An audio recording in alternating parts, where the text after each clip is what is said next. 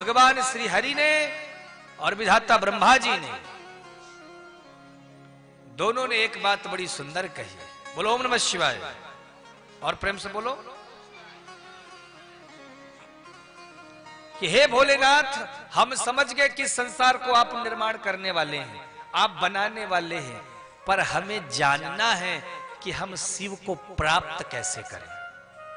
कौन कौन शिव को पाना चाहता है? आप विष्णु जी को पाना चाहते हैं क्या? किशन कन्हैया को हरे रामा वाले हैं? एक बात मैं आपको क्लियर कर दूं, ये कथा में कहीं आप ये भेद मत कर लेना कि मैं किसी को बड़ा कह रहा हूं, किसी को छोटा कह रहा हूं। ये गलती करके मेरी कथा मत सुनना।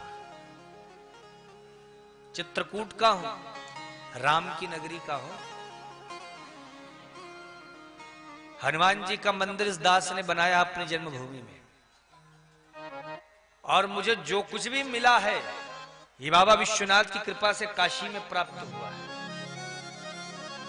काशी विश्वनाथ में बाबा जी के मंदिर में ये जब शरीर 6 साल का था तब आप लोग जो अभिषेक करते ना रुद्राष्टाध्यायी, इसको मैंने कंठ किया था 6 साल की उम्र में। और सबसे कम उम्र में रुद्राष्टाध्यायी से अभिषेक करने का बाबा विश्वनाथ में मुझे सौभाग्य प्राप्त हुआ था। उस समय के जो विद्वान लोग थे वो ऐसा बोलते थे हमारे पूज्य गुरुदेव भगवान को। तो मैं जो कुछ भी कह रहा हूं ये शंकर की कृपा से कह रहा हूं। मैं कथाएं सबसे ज्यादा भागवत की सुनाता हूं। अब आप लोग को लग रहा होगा ये महाराज जी है किस साइड है? एक तरफ से हनुमान जी का भी नाम ले लिए, दूसरी तरफ से किशन जी का भी, तीसरी तरफ से राम जी का भी, चौथी तरफ से शंकर जी का भी। तो एक बात याद रखना, यथार्थ तरोर मूल निषेचनेन तृप्यंत तत् स्कंदा भुजोपशाखा। सूरदास जी कहते हैं सूरदास दो नाव चढ़ो है, को उतारो पार, हमारे राम कृष्ण शिव आधार।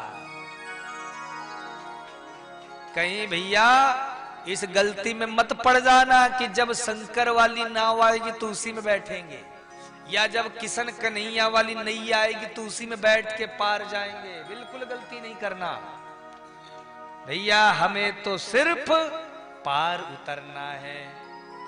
वही राम है, वही कृष्ण है, वही नारायण है, वही हरि है। हमें तो बस पार उतरने से मतलब है।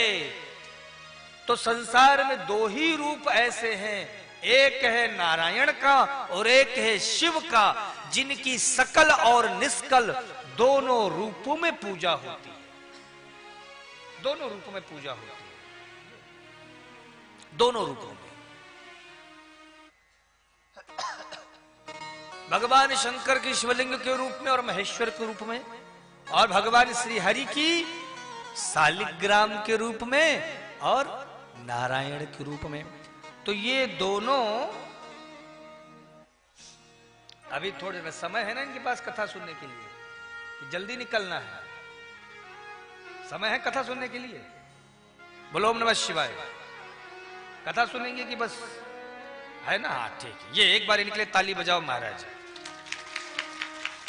ये हमारे बीच में नाला के सामाजिक कार्यकर्ता है ना? हमने पूछा समय, तो बोले समय है। नहीं तो कई लोग ऐसे भी आते हैं महाराज हमारी कथा में वीवीआईपी, जो महाराज आएंगे, माला चढ़ डालेंगे, पहनाएंगे, फोटो खिंचाएंगे, एक लिफाफा चढ़ाएंगे और सबको टाटा करके निकल जाएंगे। बोलो ओम नमः शिवाय। हम कहते भैया ऐसे लोगों से बच के रहो। हाँ, क्योंकि कथा में तो महाराज सबसे ज्यादा लोगों को लगता है महाराज जी लोगों के पास ही काम बनता है। नेताओं का, मंत्री लोगों का काम महाराज बाबा लोगों के पास बनता है ना?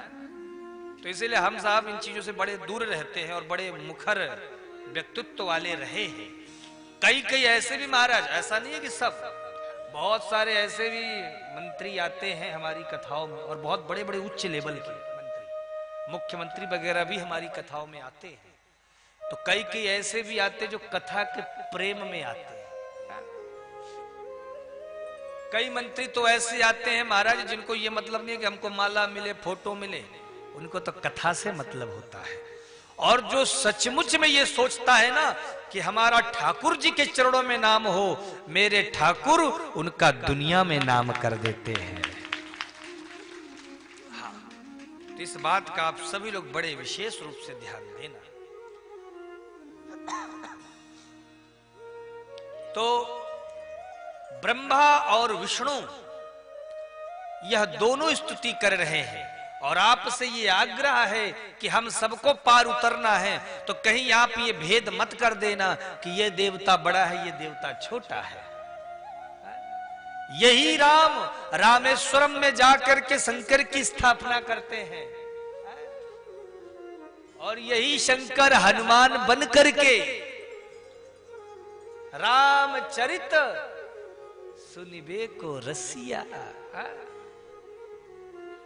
प्रभु चरित्र सुनिबे को रसिया, राम कथा सुनिबे को रसिया, वही शंकर। तो अगर तुम ये खोपड़ी में ज्यादा बल दोगे ना तो पागल हो जाओगे, पर कथा समझ में नहीं आएगी। इसलिए मैं कथा में कहता हूं कि जब कोई बात समझ में ना आए ना तो उसमें तर्क कुतर्क मत करना, बस उसको स्वीकार कर लेना, उसे मान लेना, तुम्हारा कल्याण हो जाएगा। तो